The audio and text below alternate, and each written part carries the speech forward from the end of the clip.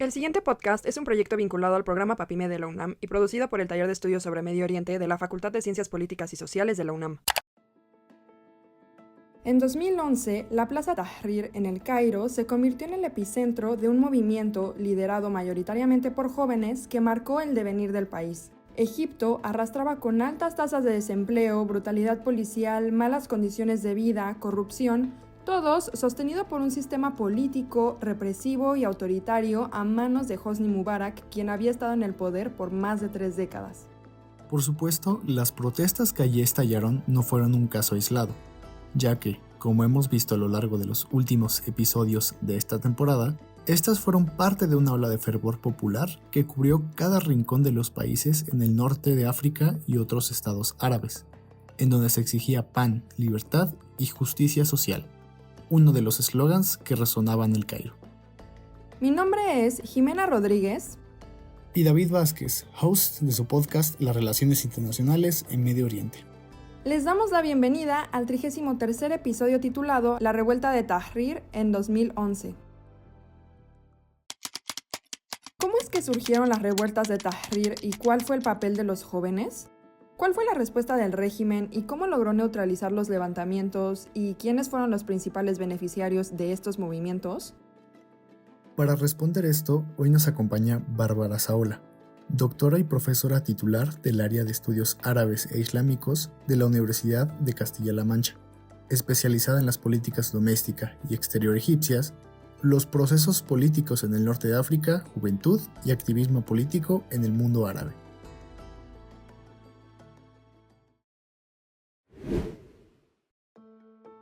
Bienvenida, doctora. ¿Cómo se encuentra el día de hoy?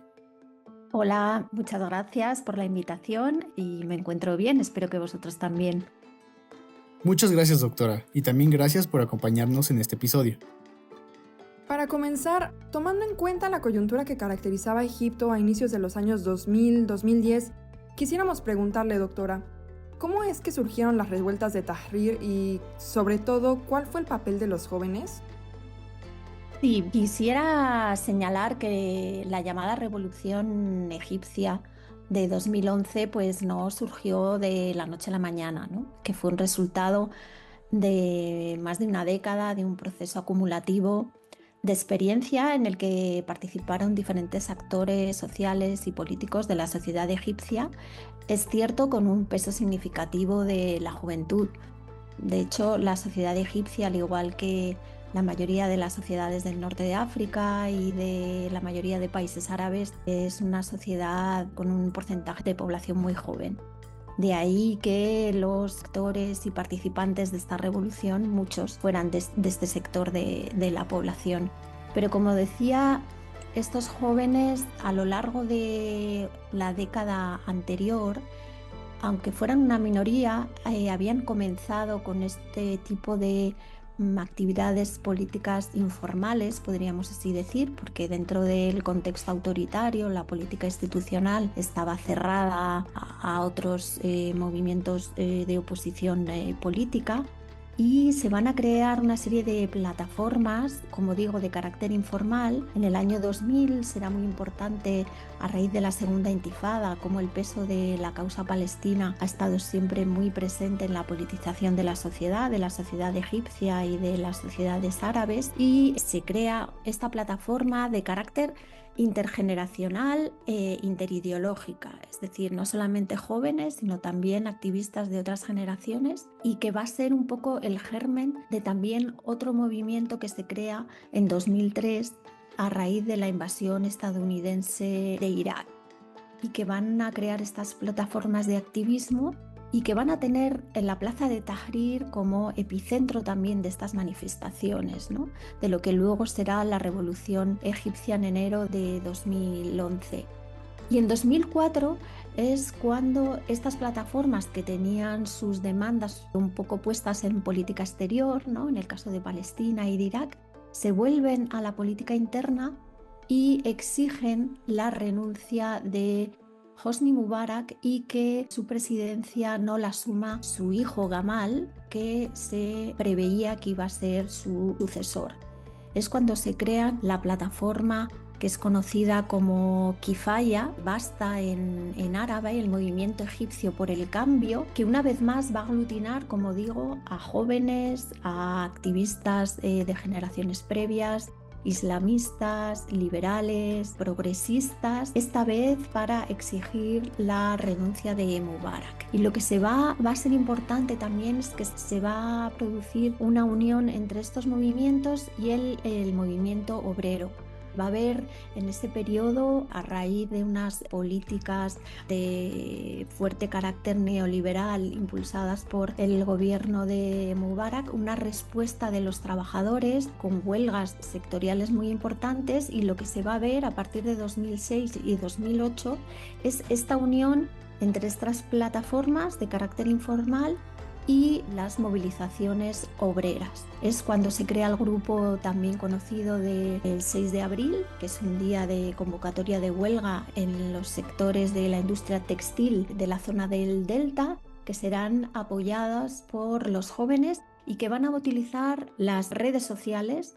Vamos a ver cómo las redes sociales van a ser también herramientas políticas muy importantes para estas plataformas de activismo político informal, y que darán un impulso muy fuerte a todas estas movilizaciones, que tendrán ya en 2010 un elemento que sí que va a llamar a los jóvenes que no estaban politizados, que va a ser un hecho relacionado con la brutalidad policial, porque en las demandas de la revolución egipcia de 2011 en Egipto eran demandas de tipo social, de justicia social, de dignidad, de libertad política, pero hay un elemento muy importante que también vimos en Túnez en diciembre de 2010, que es la brutalidad ejercida por las fuerzas de seguridad. Y en Egipto lo que ocurrió en 2010 fue la muerte a manos de la policía de un chico que no tenía vinculación con ninguna fuerza política, de Khaled Said, y que las imágenes mostradas por su familia en redes sociales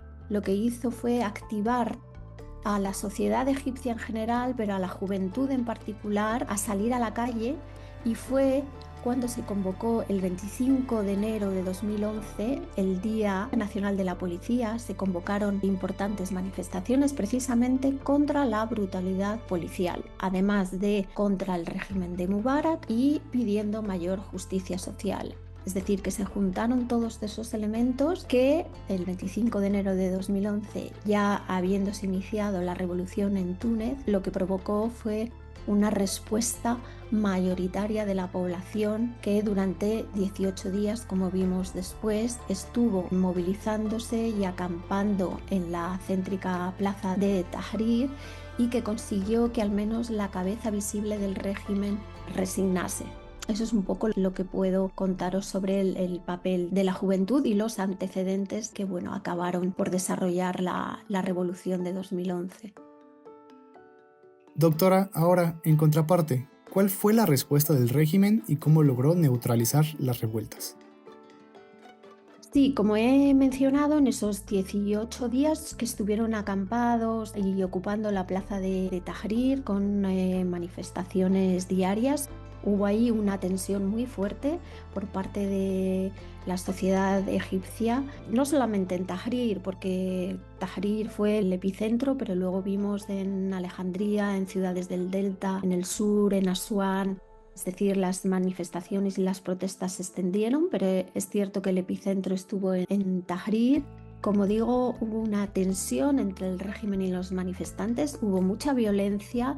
Hubo 850 personas fallecidas, la mayoría manifestantes, porque el régimen utilizó la represión para frenar estas manifestaciones, sobre todo en los primeros días.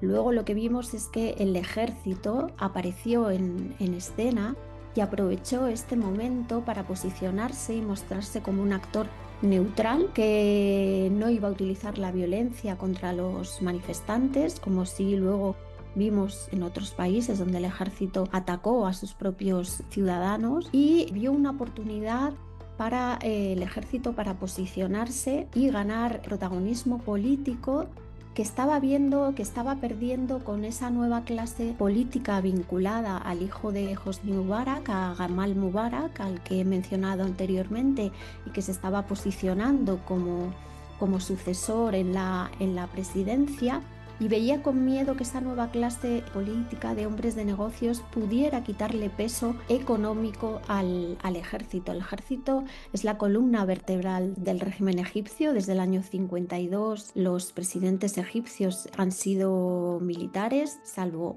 un breve periodo que fue de 2012 a 2013 con el islamista Mohamed Morsi. Pero en las Fuerzas Armadas y el ejército tiene un peso muy importante en la sociedad egipcia. Y en el momento en el que estalla la revolución de 2011 no tenía protagonismo político, sino más bien concentraba control sobre todo económico, y como digo, veía con temor a esta nueva clase de hombres de negocios y vio una oportunidad para aparecer en escena, para aparecer como actor neutral. Se posicionó del lado de los manifestantes y fue quien forzó al final la salida del presidente Mubarak y asumió a través del Consejo Supremo de las Fuerzas Armadas el control del proceso de transición política que se abría en ese momento.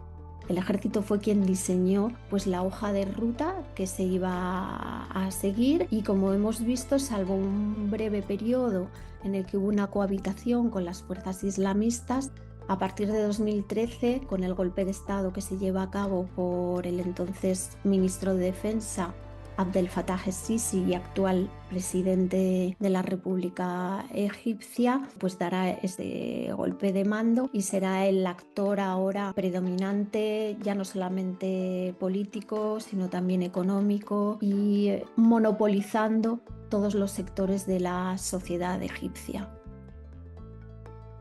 Finalmente, desde su punto de vista, ¿quiénes fueron los principales beneficiarios del resultado de las protestas? ¿Fue el pueblo? ¿Fue el gobierno? ¿Fue el ejército? Sí, como he mencionado, uno de los principales beneficiarios va a ser el ejército, como hemos visto, por lo que he mencionado de salir o saltar como actor principal de la escena política.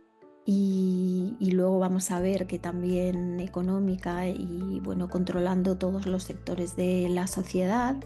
Y el otro actor también que va a salir beneficiado, al menos en los 2 primeros años, de 2011 vamos a decir a 2013, van a ser las fuerzas islamistas, ¿no? Los hermanos musulmanes, que en las protestas y durante la revolución no tuvieron un protagonismo marcado, no llamaron a la movilización, aunque sí sus miembros participaron de manera individual en ellas, pero se mantuvieron en la retaguardia, un poco a la expectativa de cómo iba a desencadenarse, ¿no? la revolución.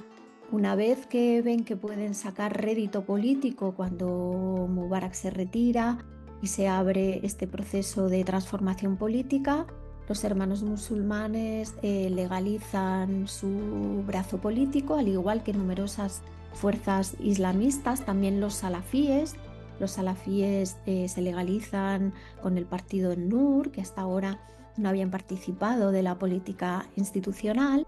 Y vemos que van a ser, los hermanos musulmanes es la fuerza más conocida entre la sociedad, porque aun no habiendo estado ilegalizados como partidos, participaban como independientes o con otras fuerzas en las elecciones, habían tenido representación parlamentaria, estaban implementados por todo el país a través de asociaciones, en colegios profesionales, universidades, es decir, eran la fuerza más conocida, también con poder económico suficiente como para poder vencer en las elecciones legislativas, las primeras tras la caída de Mubarak, controlando el Parlamento, y luego en las presidenciales presentando un candidato que fue quien finalmente venció las elecciones presidenciales de 2012, el mencionado Mohamed Morsi, que va a ser el primer presidente de la República Egipcia civil, islamista, y que estará un año justo en el poder, desde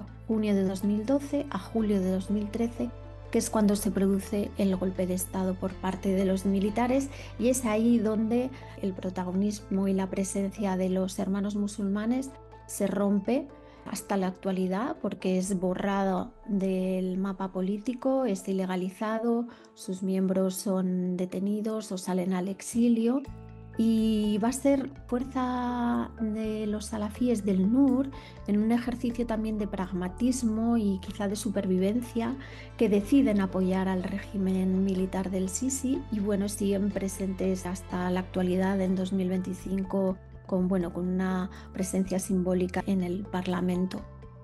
Pero esas serían las principales fuerzas que se beneficiaron del resultado de la revolución. Doctora, muchas gracias por acompañarnos a lo largo de este episodio. Ha sido un placer poder escucharla. Para cerrar con el episodio, ¿le gustaría recomendar alguno de sus textos para que nuestra audiencia también pueda leerla?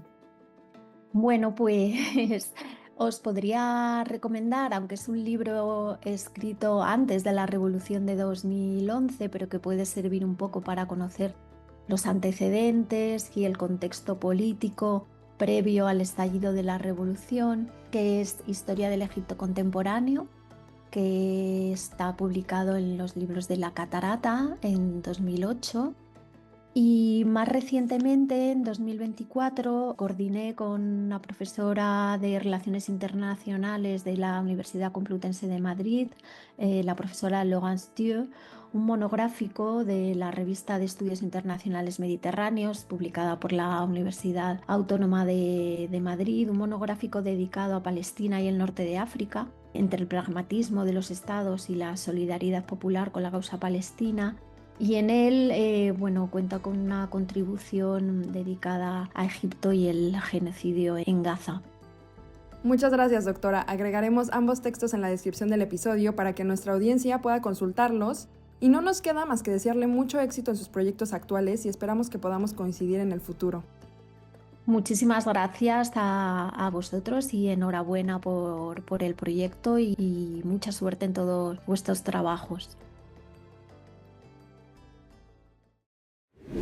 Como en nuestra temporada pasada, quisiéramos agradecer al público que nos escucha desde diferentes partes del país y del mundo, no sin antes invitarles a seguir las redes del Taller de Estudios sobre Medio Oriente y, por supuesto, a continuar escuchando las discusiones en nuestros próximos episodios. Cada reproducción nos ayuda a crecer como proyecto, así que no duden en compartir el podcast. Todo el equipo se los agradece inmensamente. Esperamos que vayan a disfrutar esta temporada y nos vemos la próxima semana con un nuevo episodio.